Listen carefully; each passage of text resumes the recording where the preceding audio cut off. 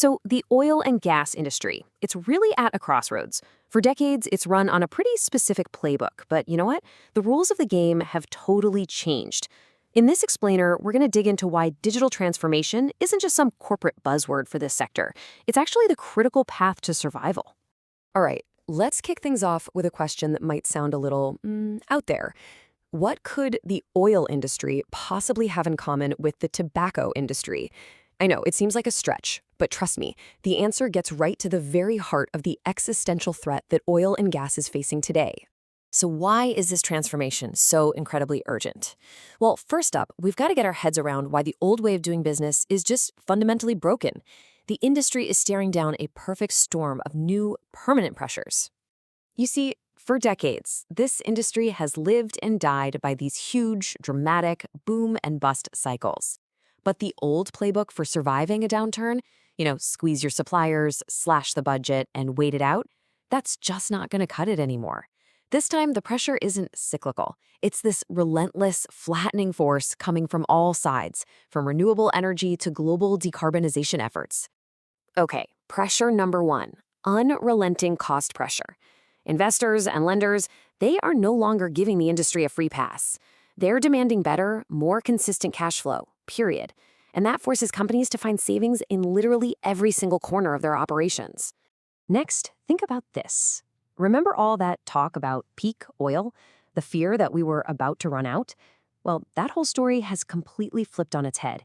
Thanks to new technology, we are now in an era of what you could call permanent superabundance. And what that does is it keeps prices lower for longer, which means the margin for error on any business decision is razor thin. And then there's the big one, sustainability. And let me tell you, this is no longer just a PR issue, not by a long shot. Investors, regulators, the public, they are all demanding real accountability for things like carbon emissions and water usage. The industry's social license to operate is being challenged like never before. So you take all those pressures, you stack them up, and it leads to something much, much more dangerous, what our source material calls the pariah risk. And this is where that comparison to the tobacco industry starts to make a chilling amount of sense. This risk isn't just about public opinion polls, it's about people. It's about talent. If the industry is seen as a technological dinosaur that's on the wrong side of history, it's got no chance of attracting the best and the brightest. The next generation of incredible engineers, data scientists, and leaders, they'll just go somewhere else. So let's be super clear about what this means. Pariah risk is when an industry becomes so socially toxic that its talent pipeline just completely dries up. And without those knowledge workers, you can't innovate, you can't operate efficiently, and ultimately, you just can't survive. The stakes are truly that high.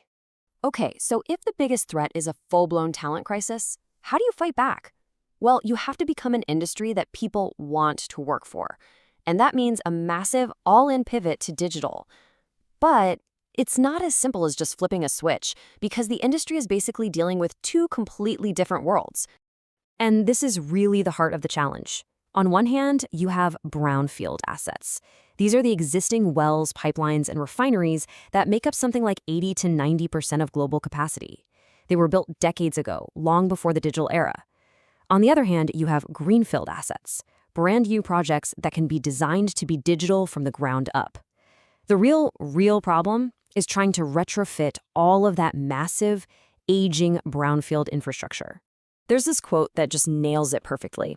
Trying to bolt brand new digital technology onto a 24/7, high-risk, heavily regulated industrial site is like installing a pacemaker on a marathon runner in the middle of a race. I mean, it's just incredibly complex and, frankly, dangerous. All right, so how do you actually pull this off? What's in the toolbox for this massive job? Well, it all comes down to a toolkit of some really powerful technologies. Let's quickly run through the key building blocks that are making this whole transformation possible. First up, you've got cloud computing. Think of this as the raw fuel, just immense on-demand processing power. Then you have artificial intelligence. That's the brain, the intelligence that makes sense of enormous amounts of data to help us humans make smarter, faster decisions. Next is the Industrial Internet of Things, or IIoT. This is all about putting cheap little sensors on old equipment, pumps, valves, you name it, to basically give that dumb iron a digital voice. And then there's blockchain, which is really a technology of trust. It creates the secure, unchangeable digital ledger for transactions, which can replace mountains of paperwork. And finally, we have tech that's completely changing what it's like to work out in the field. Autonomous drones and robots can go into dangerous and remote places, keeping people safe. And digital reality, things like AR and VR, can bring an expert from halfway around the world right to a piece of equipment, guiding a local technician through a complex repair in real time. It's amazing. Okay, we've talked about the problem, we've talked about the tools, but what's the bottom line? What's the payoff here? Let's get into the hard numbers, because the economic case for this transformation is absolutely staggering. Let's start with automation. Just by automating a tiny fraction, like 10%, of routine labor and office work, companies can save an estimated 90 cents on every single barrel of oil produced.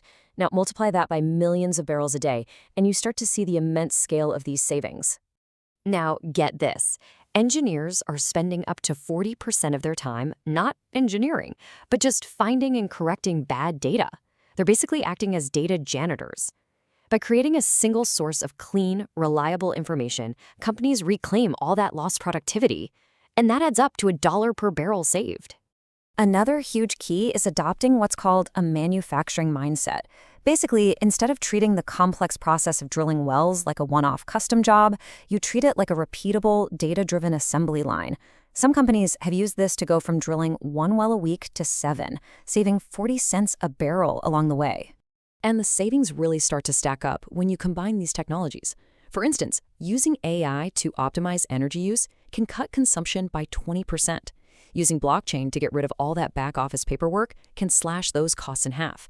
You put those together, and it can add up to another $1 per barrel saved. But listen, it is not just about cost, not at all. Digital tools have a massive impact on reliability. In fact, data from the International Energy Agency shows this kind of transformation can improve asset availability by 30% and cut unplanned equipment failures by a stunning 90%. That means the whole operation just becomes smoother, safer, and way more predictable. And this really brings us to the most important takeaway of all. For all this talk about AI, blockchain, and robots, the technology is actually the easy part. It's just the tip of the iceberg. The real work and where the true value is unlocked lies below the surface. It's all about managing the massive culture shift and workforce transition that comes with these new tools. It is a human challenge, not just a technical one. So it all comes down to this one final critical question. The path forward is clear, but the clock is ticking. Can this massive, century-old industry learn these new digital tricks fast enough to not just survive, but to actually help shape the future of energy? Or will it fail to adapt and become a relic of the very past it helped to create? The next decade is probably going to give us the answer.